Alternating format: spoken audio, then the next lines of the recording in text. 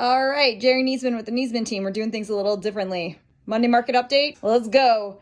So FAQs, frequently asked questions. We're going to do a quick yes or no, drop it down. Is real estate still happening in Southwest Florida post-Ian? Yes. You're telling me that people are still buying and selling houses? Yes. People are writing in and asking often, is Hurricane Ian going to crash Southwest Florida real estate market? No. It's not going to destroy everything like 2006. I mean, it already destroyed a lot of things, but no, it's not going to crash the market. It destroyed things like fences. Fences, roofs, houses. Gotcha. All that can be repaired. Or rebuilt. Yeah. Can I sell my home if it has damage on it? Yes, you can. Can I still come and visit? I'm a snowbird. Can I still come this winter to Fort Myers, Southwest Florida? Is there like a maybe? Yes, you can still come visit. I would say please offer your wherever you were planning on staying up to potentially temporarily homeless residents. I mean, we've got school teachers that are without homes. But the reality is, I mean, if that's an option, it's for a different, you. Yeah, it's a different price range. If it's available and you can offer it up, it would be greatly appreciated. And so, yes, please still come. But yes, you can still come. I would say it's temper your expectations. A lot of things are destroyed. Yeah. Beaches are kind of being rebuilt. Fort Myers Beach is going to be look a whole lot different if they even let tourists go there. We don't know what that looks like yet. They're allowing residents on, and they're allowing workers on, but they're not really allowing tourists on, from what I understand at this point. This Friday, you're headed Sanibel. You're headed to Sanibel for the first time. The first day that the temporary bridge, basically a dirt road, they've basically piled dirt on the rubble of the bridge. It'll be the first day that it's open to residents and workers. Workers. Right. Yeah, it's not open for tourism. Nobody's correct. Going to collect shells on by the lighthouse.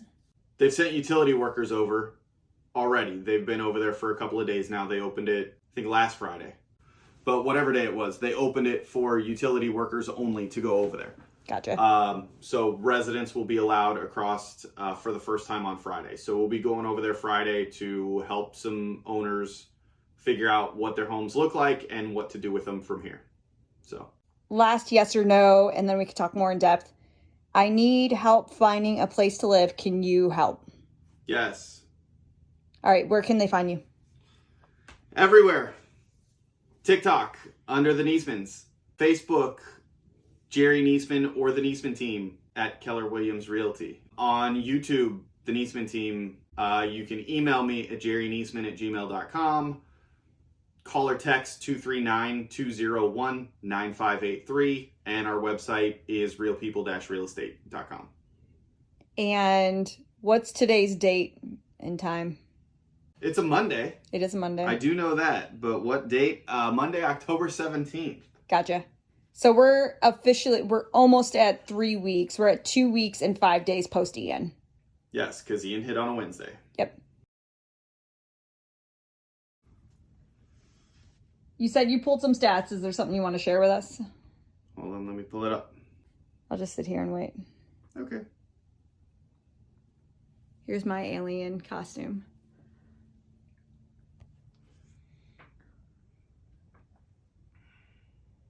All right. So, last 7 days of activity here in Southwest Florida. All residential real estate. Gotcha. So what does that data tell you? So we've had 499 closings in the last 7 days. What is a typical week? Do you know what you normally see? I don't know, because typical hasn't happened in 3 years. Right. Southwest Florida's really taken like the moment that we're like on a giant roller coaster for. Hold on. We're following COVID. Oh, things are normal. Nope. Like here comes Hurricane Ian. Then it went crazy. We thought we were coming back to normal. Then we get the hurricane. Gotcha. So 500 closed listings or 500 closed transactions in So the that's a lot. That's good for the last week. I mean, especially considering how much damage there was. 2 weeks ago. I mean, 2.5 weeks ago. It's pretty incredible. 533 pendings. So Okay. just as many, basically, that closed have also gone under contract. That's good. And 565 new listings. Wow. So listing properties. Now, some of these properties are getting listed damaged. Okay. Is this a good time for investors to start getting in the market? It could be a good time for investors. I mean, if you're the type of investor, it depends on what you're looking to do, as always. But if you're the type of investor that is interested in doing repairs, then yes, there's some deals to be had for sure. Because some people don't want to mess with it. Some people don't want to deal with the wait time to get it fixed, and it's going to take time. So you got to factor that into your purchase cost, is the time that it's going to take while the property's down and your money's tied up to be able to do anything with it, because it's going to take longer to fix stuff than it normally would. Is the time due to insurance claims, or is the time due to trade availability? Both. Okay. I mean, if there's an insurance claim, there's a lot of people that didn't have insurance. So if they don't have insurance, there's no insurance claims, but you've still got, I mean, everybody's slammed. We've been working 7 days a week in our construction company. How did so many people in Southwest Florida not have insurance? Well, I mean, how many people paid cash for their homes? Oh. If you pay cash, you don't have to have insurance. I guess is like a... You should have insurance, ideally, but you don't have to. And with insurance costs having gone up as much as they had, a lot of people chose to opt out. Right. And so then you're self-insuring, which means something like this happens, it's out of your pocket. Right. Other people didn't have insurance because their insurance companies dropped them. I've heard you... If you had a mortgage... Okay. And your insurance company dropped you, check with your mortgage company, because your mortgage company should do what they call force-placed insurance, where they require insurance.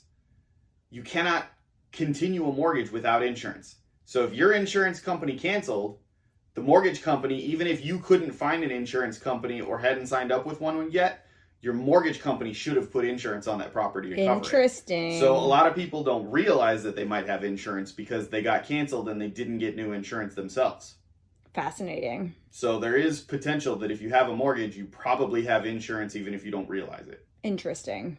But yeah, I mean, a lot of people self-insured. I mean, the statistics I saw from FEMA was that 18.5%, only 18.5% of people had FEMA flood insurance, had a national flood insurance policy. Wow. Now there's private flood insurance that a lot of people were getting into. It started becoming much more popular over the last couple of years with all the national flood insurance policy changes and the massive increase in flood insurance rates. But still, the national flood insurance policy has significantly more people insured than the private market combined. So if you figured, even if they were equal, that's still only 37% of the people whose homes flooded had flood insurance. Crazy. So there's a lot of uninsured people or self-insured people. I mean, anything else? So, no, that's all I got. Just give me a call. Let me know if you have questions. Like I mentioned, we do have a construction company too. So if you need help with repairs, damages, if you got any questions at all, need contacts for people to help with stuff, call me. 239-201-9583. We'll talk to you soon. Jerry, can you say goodbye from this Monday market update in your alien head? You got to say yes. Yes. Jerry, are you excited for Halloween? I don't think I can reach over my head. Yes. See y'all next week.